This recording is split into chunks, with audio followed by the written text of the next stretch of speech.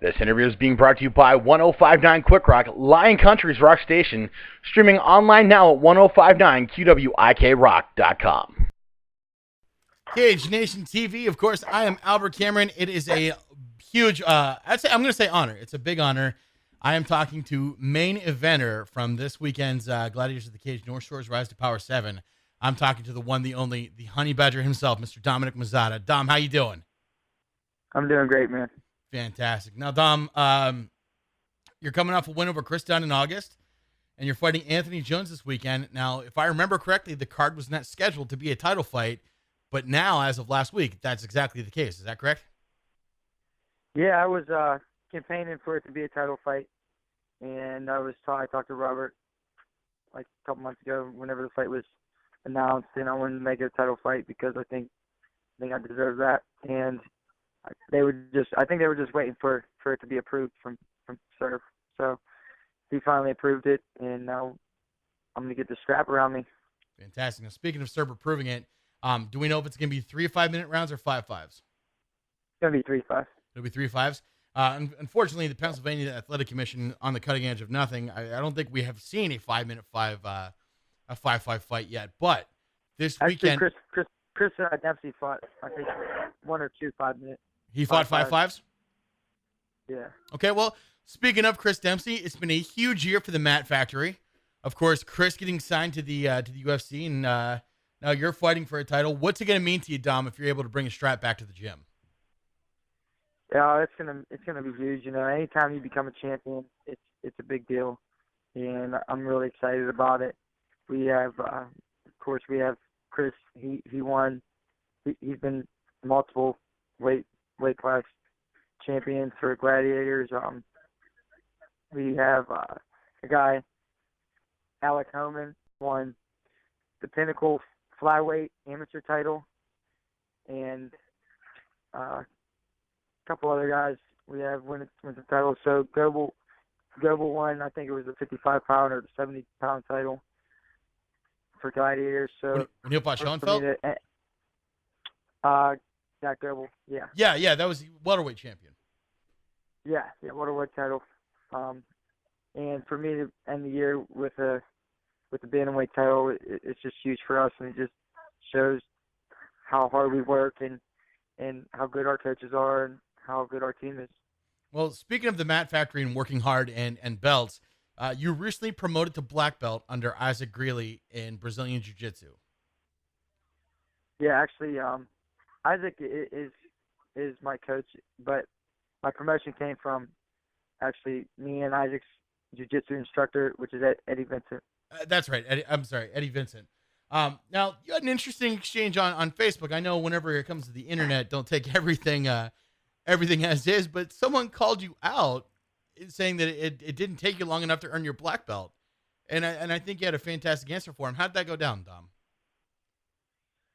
You know what? I woke up one day and someone on Facebook messaged me and took a screenshot of some old guy that I don't know that has a horrible MMA record and is usually loses his grappling matches and tournaments.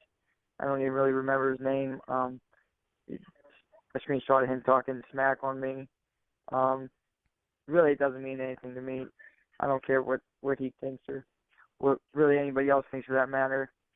If you come and roll with me, you'll find out that I'm a black belt, and I'm just thinking I'm a black belt. So, you know, I'm confident in my jiu-jitsu. And, you know, it's not really about, I don't think it's about the time, the number of years that you put in. It's about the hours that you put in. So if you're going to be mad at me because I put more hours in a few amount of years, go ahead. But, you know, no one that's ever rolled with me ever said, you know, you're not a black belt. You know, everybody that rolls with me, they know what's up. So it's one thing if you come in and you roll with me and you say, oh, wow, that he doesn't deserve it. But I mean, I've never even met the guy, so he has, you know, I don't even have any comment for him. And being in the press, Dom, we typically don't get in the business of defending one gym or another. However, when Pat Johnson was with Cage Nation TV, he always had very, very big things to say about your jiu-jitsu coach. And the words came out of his mouth. If Dominic Mazzotta was awarded a black belt, he certainly earned it and certainly deserved it. So big congratulations Thank you. to us from that. You've clearly put the work in. So now Dominic Mazzotta, who with his fight against Jeremiah Yeager, pulled off one of the slickest Taekwondo kicks I think any of us in the Pittsburgh area has ever seen. And I'm talking about that switch kick that sent him out, put him out cold. But now that you've got the black belt, Dom, how does that change your approach to training, especially coming in that you know you're going to fight for a title against Anthony Jones? I don't. It's not. It doesn't change anything really. If that fight would have went to the ground, if that kick didn't land, if I would have went to the ground, I would have submitted him. But it just so happens that I landed a nice kick and knocked him out. I train just as much on my Taekwondo as I do in my Jiu-Jitsu, just as much on my wrestling as I do in my Taekwondo, just as much as my boxing as I do on my wrestling. So I'm always training. We say 33, 32, 33, and so I feel like I'm one of the more well-rounded fighters in the region, and that's kind of what I always looked to be from when I started. At first, when I started, I didn't have any background in wrestling or jiu-jitsu, and I thought, I was like, I'm just going to be a stand-up guy and try to knock everybody out. Then whenever I started doing some more of the ground game and learning a little bit more, I fell in love with it, and I realized that, I might not have been. So actually, a fighter told me one time, he said, you might not have been raised a wrestler, but you were born one, and I really believe that. So I feel like I'm well-rounded. I'm comfortable going in. We have game plans for standing up against this guy. We got game plans for on the cage against this guy. We got game plans for on the ground against this guy. So anywhere the fight goes, I'm ready for him. Okay. Now, Dom, speaking of where in the fight might going, statistically, when Anthony Jones fights, it goes the distance. And you have a really frenetic style, but I've also seen you go the distance as well. How do you plan for a guy who statistically and historically goes the distance? I mean, do you hope to knock him out? Do you train to survive? What's the game plan that the Mat Factory is putting together for you? Well, we always train for a 3-round war. Mm-hmm. We're always prepared for 3 rounds of hell, and I put my body through very, very stressful training every single day. I push my body to the limit every day that I can. If I feel like my body is starting to break down, I might back off a little bit, but I try to push myself as hard as I can, get ready for war, and never expect a knockout. I never expect a submission, but I'm always looking for a knockout, and I'm always looking for a submission. If I got, if anything could happen in there, like last fight, I broke my foot in the first round, so, after I had a choke. It was pretty tight. I should have probably finished that choke, but then, shit happens, and 30 seconds later, I break my foot, and I had to go through a war. So, I'm ready for a war, and I know that I can do it. I know I can battle in a war on one foot. So, hopefully, I can stay healthy throughout the whole fight, and if I don't finish him, then get a W on the decision. Dom, the MMA scene in Pittsburgh. Pittsburgh, of course, having huge sports franchises. I'm talking about the Pittsburgh Steelers, Pittsburgh Penguins, and then the Pirates baseball. Pittsburgh's really kind of latching on to mixed martial arts, and the sport is young enough that new precedents are being made every day. If you win against Anthony Johnson, that makes you Pittsburgh's first bantamweight champion for Gladiators of the Cage. And I mean, that's really history making. Does that add any sort of pressure to what you're training for or what the fight means to you? I don't try to think about pressure. I have a saying that I tell the younger guys and the younger fighters, even the younger wrestlers, and I tell them, it's hard enough to win whenever you're without any doubt, So whenever you add doubt to the equation, then you're not going to win.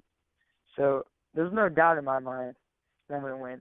Now, do I know that anything can happen? Yes, I know that anything can happen. It has happened. But I'm 100% confident whenever I get in the cage, whether it's title on the line, whether I'm fighting, Cody Garbrandt, or whether I'm fighting Anthony Jones. If I fought Cody again, and congratulations to Cody for making the UFC. He's a phenomenal fighter. Sure. I would be confident, even though I got knocked out. I would still be 100% confident that I'm going to win that fight. because that's the mentality that you have to be a fighter. If you're not confident, then what are you doing in this game? If you don't think that you can beat everybody, then you might as well just hang it up now and not waste anybody else's time. So I'm ready to go. The title's on the line, but no more added pressure than we're already is. I'm used to fighting in front of big crowds. I'm used to fighting at Stage AE, and that's where we're at. We're at Stage AE, so I'll be pretty comfortable. Dom, I've seen knockout losses really rattle guys where they didn't come back the same. And when you had that victory over Chris Dunn, it was clear that you learned something from that knockout loss to Garbrandt. With how did you get that through your head? Like, how did you kind of shake that off, Dom, and go on and go back into the winning ways? Because that's the kind of caliber that we know is going to make a great title fight. Well, I see the thing is, I wasn't totally knocked out cold. You know what I mean? Right. If I got hit with a big shot, I still think I could have recovered. But that's how the game goes. You see it all the time. And anybody that gets hit with a shot like that is gonna think that they could have recovered. And so I know I can take shots. I take shots in the gym all the time. I know I still have a tough chin, and I'm a tough guy. Absolutely. And I'm ready for war. So maybe I took a little bit of my taekwondo for granted against Cody. Mm-hmm. I thought I thought I really wasn't working on my taekwondo at the time, so I made a little bit of a mistake. But that's what this game is all about. Capitalizing on people's mistakes and then learning from your mistakes.